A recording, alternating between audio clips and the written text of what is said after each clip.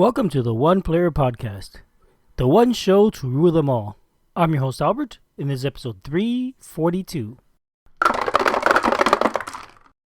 Hey everyone, welcome back. This is episode 342. This is it's still just me, and this is a back to the table episode where I'm talking about the Lord of the Rings, the card game from Fantasy Flight. It's a living card game. I talked about this episode way back when it first came out. Gosh, that's probably like in the first 15 episodes or so. Let's check.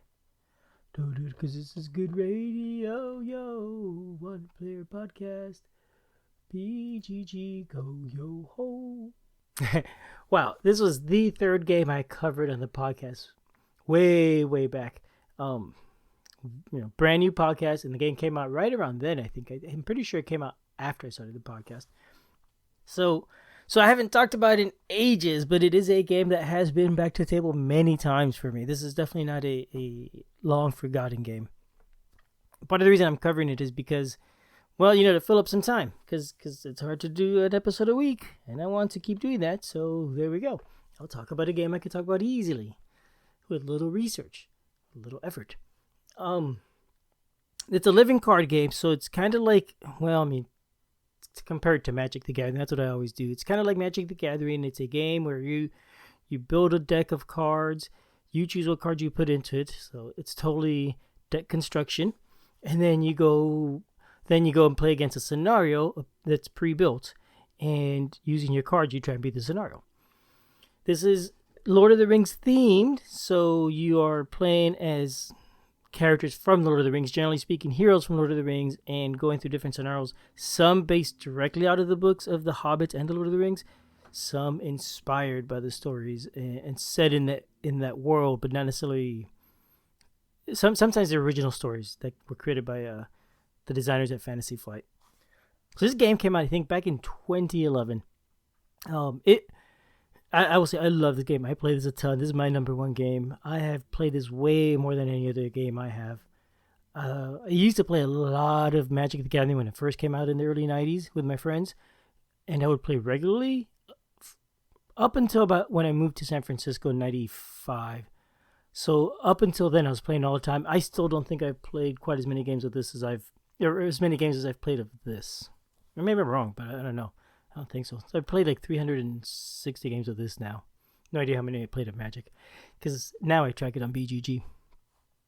So in those 13 years, this game has grown a ton. And what I mean by that is a lot of expansions came out since then. The original game was a box. It brought enough cards for 2 players, but you could play up to 4 players if you bought 2 sets. And it's they call it 1 through 4 players. I would call it 1 through 2, really, but whatever. They make the scenarios for up to 4, so they always intended that 4 people could play, even if you had to buy 2 sets. It brings 3 quests, 3 scenarios to play against, and plenty of cards to make different types of decks. There's 4 different spheres, and you pick your heroes, and you pick from different spheres of power, and the heroes and some cards are associated with those spheres. So you tend to theme your deck around certain spheres. As I said, much more content has come out since then. They've come out with different in small scenarios and packages. They're individual scenarios one at a time with some player cards, and larger boxes that would have 3 scenarios and a bunch of player cards. And generally speaking, those larger boxes, they would be the start of a cycle. They would release that box with 3 scenarios, and then the next 6 individual sets that came out would all tie back to that box, and would even use some of the scenario cards from it. And a lot of the player cards that you add might tie to some of the player cards that came out in that. So it'd all be a large set. In the end, you get a total of 9 scenarios, and a bunch of player cards. Something like 8 new heroes, and I think something like 6 different types of cards in each scenario besides the heroes. 3 of each of those cards. And over the years, they've come out with, 6, 7, 8 plus probably another 6, at least 15 of those cycles, which includes 6 boxes that are just the Lord of the Rings books and 2 more for the Hobbit book, and those didn't have the extra set. Those are extra set of 6 packs of individually packed scenarios. The Lord of the Rings campaign, for example, is 18 scenarios total across 6 boxes, so 3 scenarios per box. So yeah, so this game has grown a lot. There's a ton of cards, ton of scenario cards, and a ton of player cards to build your own custom decks with. The types of decks you can build has grown a lot and changed. And for me, that's a huge foreign part of the game, is building these decks and tweaking them and adjusting them to make, I think, interesting thematic decks. I enjoy making decks that are thematic and fit the lore of the Lord of the Rings. For example, a deck based around hobbits that tends to be more sneaky and not big fighty characters, or a deck of elves, or whatever. There's different things you could do. So yeah, with so many cards now, there's tons of options. A lot of times you even have to build decks, or you build a deck and you play with it, and it does well in some scenarios and not well in others, and you end up having to tweak it and maybe remove some of the characters, or not the hero cards, but the rest of the deck. Remove the deck cards and change them out for other stuff. You say, oh, this one doesn't really work in this scenario, so you start tweaking it. At least that's how I play, to work in a specific scenario, and going back and forth, just trying to get a deck that works well. Some decks tend to work well with many scenarios, some don't. My Dwarven deck, for example, is fantastic, and when I get frustrated with a scenario and I just can't beat it, I will pull out my Dwarf deck and usually do really well with that one. And that tends to be fun. But I prefer to first try a less powerful deck and challenge myself and have fun exploring it up to a point. Besides all that new content, they also added something. They added campaigns. Specifically, they added it with the Lord of the Rings, the Hobbit, and then with the Lord of the Rings, where you actually play 3 stories in order, and there's a little bit of continuance from game to game. Like especially in the Lord of the Rings. Actually, I don't remember this in the Hobbit ones, but definitely, no, I do. Especially in the Lord of the Rings, though, there are cards that you will get, and then you have these cards for the rest of your campaign. You may lose some later on, or they might be tied to a specific hero that you have, and if that hero dies, you've lost that hero and that card that went with them. But generally speaking, otherwise, the cards would follow you throughout the game. Some good cards, some bad cards. So those campaigns have been interesting, though I don't know that it's my favorite way to play. So they've added new ways to play, ton of content. They've also added easy mode and nightmare mode. Nightmare mode got added from early on, really. And if you find the game too easy, you could swap out some of the scenario cards for the nightmare mode version cards for that scenario. So you would buy a specific nightmare mode scenario for each scenario they made. Yes, made, because there is some discontinuation. Besides the nightmare, there's also easy mode, or as someone once called it, story mode, in which the game is not so difficult and challenging anymore, and you get to play through it and explore the story aspect more than the challenge of beating the game aspect. And you still got to beat it. It's just not as crazy difficult, which I sometimes find frustrating. Some scenarios are just so ridiculously hard.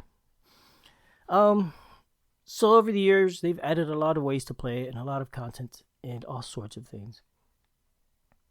Now, I did say not everything's available. They did a reboot. Gosh, it was before COVID, I'm pretty sure. So I'd say 2019, maybe 2018. I don't remember for sure. But they stopped releasing new cycles and new cards and said, you know what, we're going to do, revise the old edition. They released a new one, all the same cards from the original game, but they released enough for 4 players from the... No, I don't think that's true. I think it might still be... I think it is 4 players from the get-go. Plus, there's more of a lot of the cards. So, like in the original version, there's only like 2 Gandalf cards or something. And you want 3 in every deck a lot of times. So 2 was not enough for barely enough for 1 player. Definitely not enough for 2 players, really.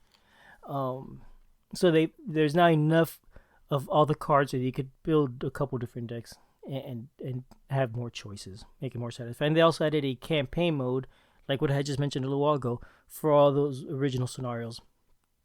And then they've also repackaged, when they release the cycles, how they do it. Similar to what they've done with Arkham Horror, if you're familiar with that.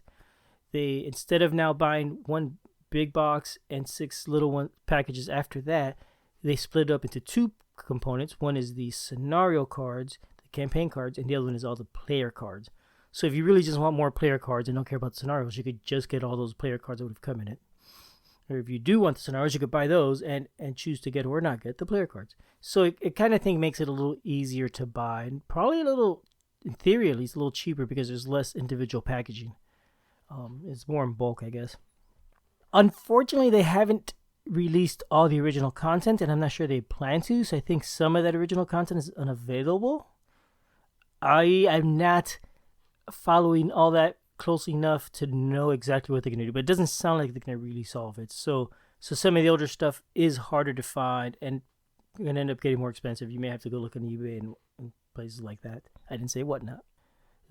All the art has stayed the same for the game. It basically just improved the packaging, and like they've added a new counter, the same counters as before, but they added new denominations, so it's a little easier to manage, things like that, which is nice. And each campaign now brings a little set of campaign cards, each of those boxes, which if you have the original versions, you won't get those, but they do have those available for free to download and print out if you want to. So that becomes an option. So, I don't have to go and rebuy all these things that I already own. I could just print out those campaigns if I want to play them. And I haven't decided if I'm going to or not yet. Like I said, my campaign I don't think is my favorite way to play yet, but I may get them at some point. Yeah. Now, like I also said, I don't know if they're going to continue releasing stuff or not. I think they would if it keeps doing well. I can't imagine why not, other than maybe if the license gets too expensive. In that case, they would have to probably just stop selling any Lord of the Rings card game, which would be a real shame. Fortunately, there is third-party content available, and Fantasy Flight does seem to be happy with this and encourage it. There's something called a long extended party. It is a ALEP for short. It is a group of people who are creating new content for the game on their own. Totally volunteer thing, and it's all available for free to download and print out yourself, so you can print out your own cards, or you could even get it printed professionally through a couple different services. And if you go to the ALEP site, they give you a lot of information on all of that, on how to do it, whether you want to print it yourself, or they could point out a couple of third-party services that will do it. And they're releasing content just like the original stuff, in that they release a new expansion with 3 scenarios in it, and 6 individual scenarios after that, one at a time, with both player cards and scenario cards. So they're releasing new heroes and new characters and all that, which is really cool. Yeah, I'm really excited by that. I have bought that, not all of that content, because actually it's more expensive than the original stuff is if you bought it from Fantasy Flight, because it's print on demand. But I have purchased like the first campaign cycle of theirs, and I haven't started playing it yet, but I'm really excited to. I'm really excited to see the new cards and how those play. I did play one of the scenarios so far. They released... So one of the things that really bugged me about the Lord of the Rings campaign from Fantasy Flight is that they stopped short. The campaign ended when you destroyed the Ring of Mount Doom. If you're familiar with the novels, there's a whole bunch more after that in the books. Frodo and Sam get to celebrate and spend some time with their friends that they've become... I hope I'm not spoiling anything for you. They become reunited with their friends and go to Gondor and spend some time with the new king and their friends and whatnot, and eventually decide to return to Hobbiton, where there is a pretty substantial event that happens there. So ALEP went ahead and released that as a scenario to finish off the Lord of the Rings campaign. And I played through that one. And you know what? That was actually one of my favorite scenarios so far. I really enjoyed it. I was really impressed with it. It was just fun. I found it really fun. So like I said, I'm really excited about that content. Besides them, there is other content you could get. There's somebody that made a First Age campaign, or I believe it's a whole campaign, maybe just a single scenario, and they made all these character cards for First Age characters and First Age adventures. This is based, if you're familiar with Tolkien, with the Silmarillion, which is a book he wrote. I think, and I haven't read it, it's a collection of stories, a bunch of stuff that happened long before the stories of the Hobbits and the Lord of the Rings, and ages before. Sort of like if the Lord of the Rings was in modern time, this is kind of like a ancient Roman, ancient Greek history, that far back sort of thing. So somebody did that. I have not looked into that partially because I'm not as interested in the first stage, and also because unlike Alep, where Alep actually has commissioned original art for all their stuff, this person that made this went and found art online and used that, and I don't feel as comfortable with that because they've appropriated that art for the game.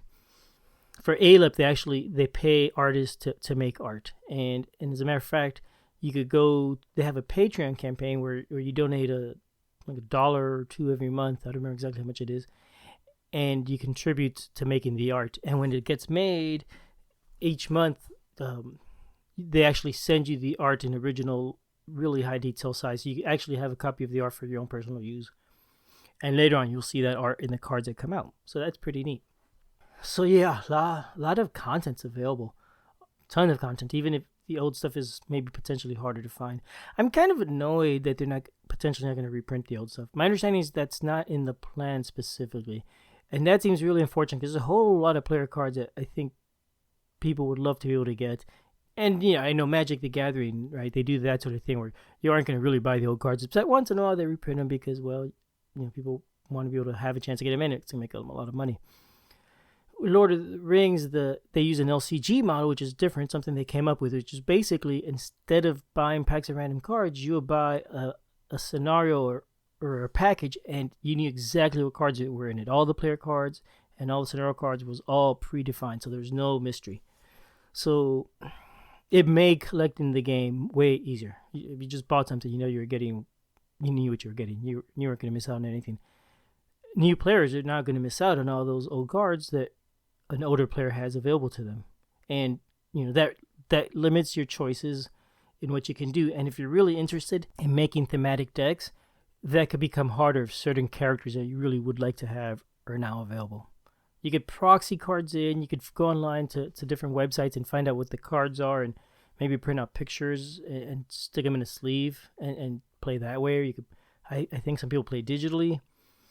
So there are ways around it, but I don't know. It seems really unfortunate for an LCG model specifically. So yeah, a ton of content available. Some of it may be harder to get, but it is out there. Yeah, that's one of the things I like about it. It's just the expansiveness of it. The cost, well, the new stuff, I guess, it's retail prices, so that'd be about what you'd expect for a card game for 2 players with that number of cards in the box. It's about $60. You could find it online for maybe $55. These are rough numbers for the base game, and then the scenarios and expansions, I'm not sure how much they are. Probably more than the base game because it has more in it, but yeah, I'm not sure. I bought my stuff all originally in the older way, and gosh, I know I've spent a fortune on it that way. I do have all the main contents. I don't have the Nightmare cards. I have a few Nightmare decks, but not many. But all the main content, I added up how much I spent, and it was well over $1,000. I think it was closer to $1,800 over 13 years. So it's a lot of time. There's also some scenarios that they published in the past that are not available now. They were just one-shot scenarios without player cards. A lot of these were things that got released at Gen Con and then was available from them when Fantasy Flight used to do a print-on-demand service. And some of these things were available as print-on-demand. And those, I think, are generally harder to find and possibly more expensive. And you can still find stuff around. I was at a game store recently in the Atlanta area, and they had a couple old scenarios. They even found a Nightmare deck. I bought that. But they had a few other older things that I'd seen. And I think some of the stuff you could find, say, for example, on Amazon or different places for not too expensive, maybe even like retail prices. I don't think there's a whole lot of markup on everything. Some things, yes, but not everything. A huge amount. So I don't know. The cost, I think, is an issue. Well, let me talk about how I feel about the game. I guess you can imagine. But we'll come back and talk a little about the accessibility for a new player. So how do I like this game? Yeah, I really like this game a lot. I love the deck building. I find it really fun. I love the adventures. I'm sorry, not the deck building, but the deck construction.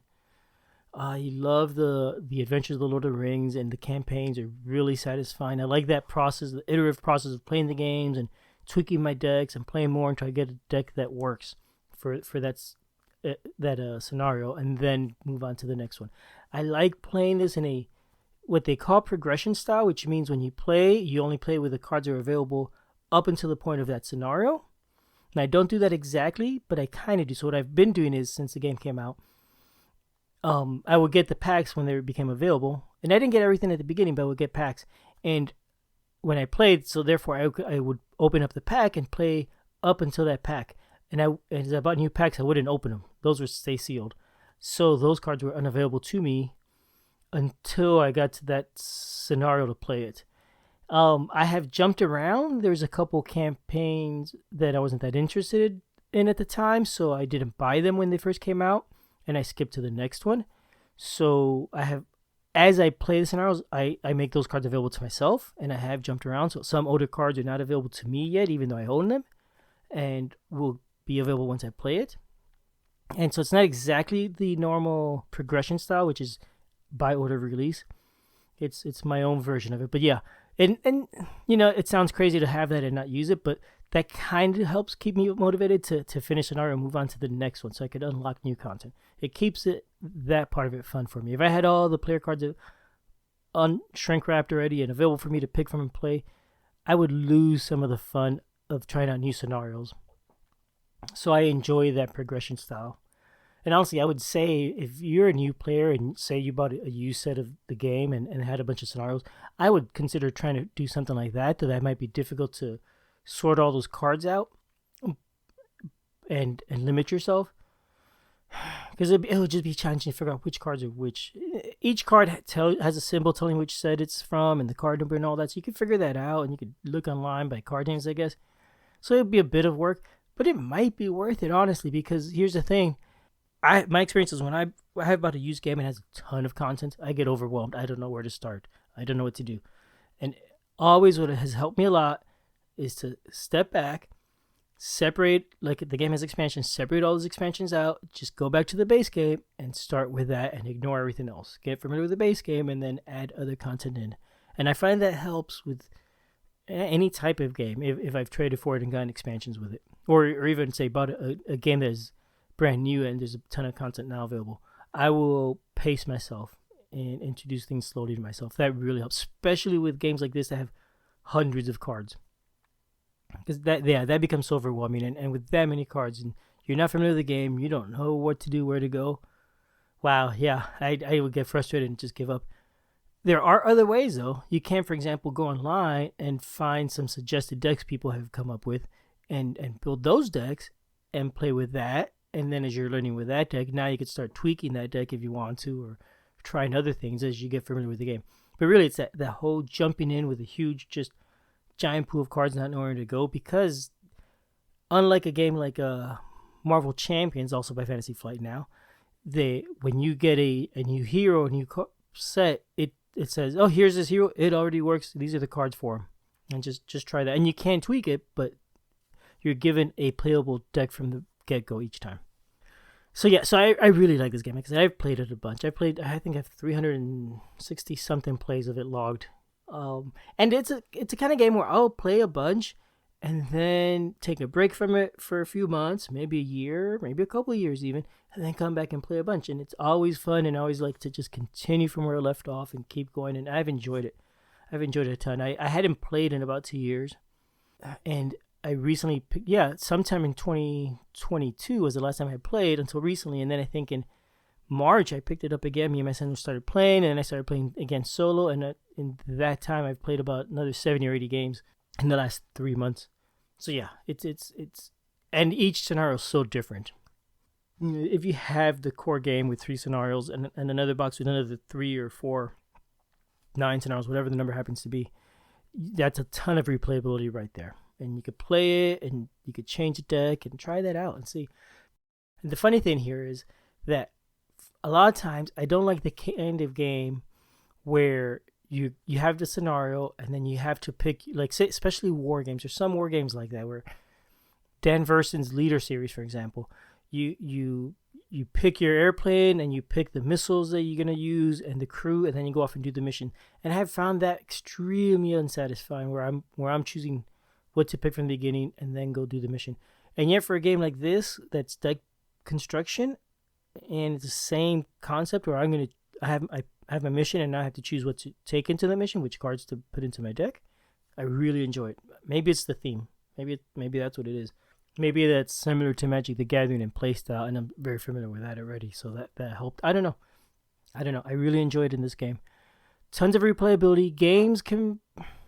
How long does a game take? It depends. I mean, if I do poorly, it could take 5 minutes. A normal game where I do finish from beginning to end, the whole game probably takes 30 to 45 minutes. It could take longer. Depends on the scenario, but yeah, it works well. You could play solo as a single player, or you could play two-handed where you're pretending to be two people. There is benefits to being two people in that there's more synergy and some abilities that as a single player don't come up. There's something called Sentinel.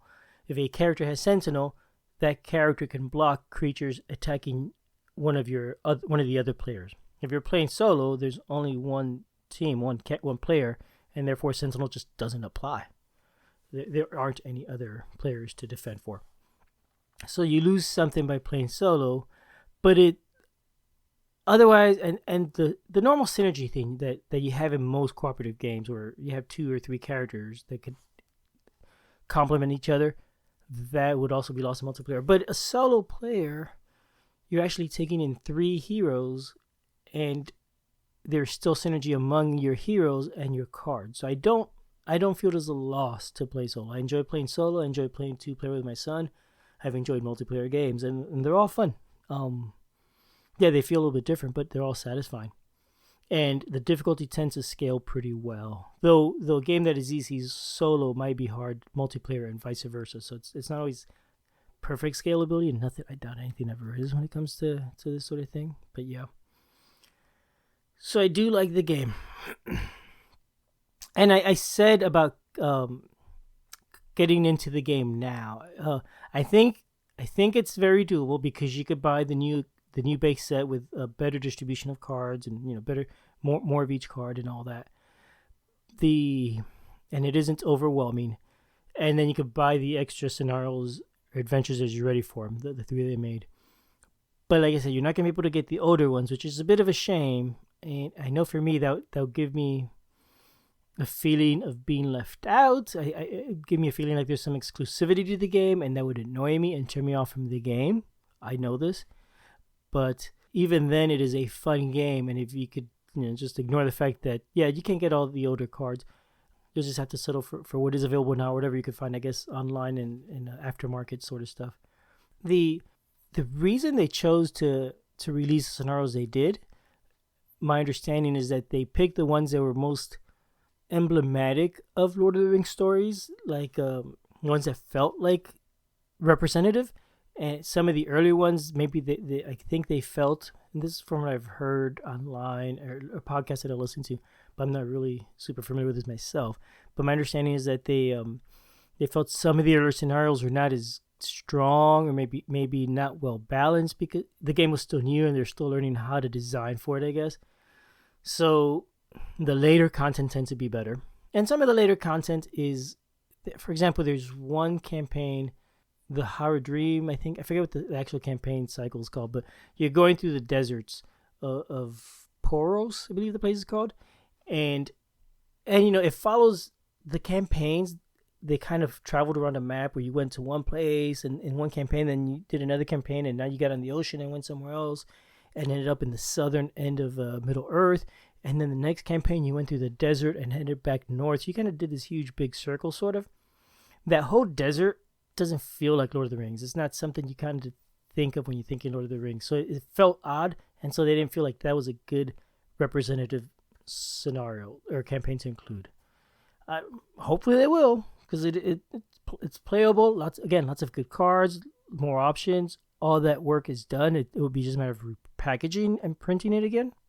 So it seems like it'd be a simple punt to get that made. I guess it depends on times and resources and their priorities. Gosh, yeah, that's Lord of the Rings. That's Back to the Table. It's a really fun game. It's worth exploring. You can find used stuff out there, and you might be able to save some money. unless you really want to go all in that case, yeah, you're going to spend a fortune no matter what, whether you're buying a brand new retail or whatever. But it is a game you could definitely dig into and see how you like and explore and expand, because there is new content being made by Aleph that I mentioned, and I think others also make new content here and there. They're just the only ones that are trying to. I think they're the only ones that are succeeding at doing something that feels like a continuation of what has come. All right, that's Lord of the Rings. That's way, way more than I actually thought I would manage to say, but I guess I really like this game, so there's a lot to say there. It's a game I would recommend, especially if you're somebody like Lord of the Rings and that fiction. Thanks for listening.